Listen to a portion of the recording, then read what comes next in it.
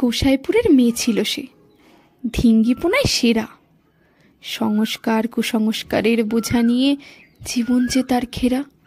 মেয়ে মানুষের জীবন আবার কেমন হবে ভাই, সে তো পরের বাড়ি গিয়ে রাখতেই হবে, যতই তোল্লাই করো সবাই।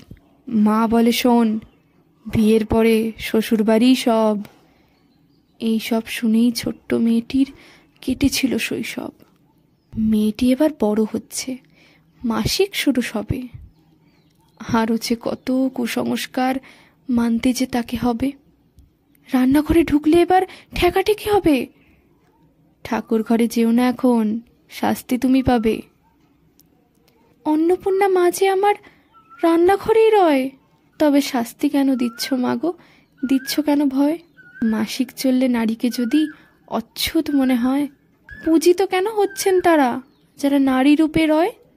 মাতৃত্বের কারণ যেটি, ঘেন্না কেন তবে? সংস্কার কুসংস্কারের ফারাকটা যে এবার বুঝতে আমাদেরই হবে।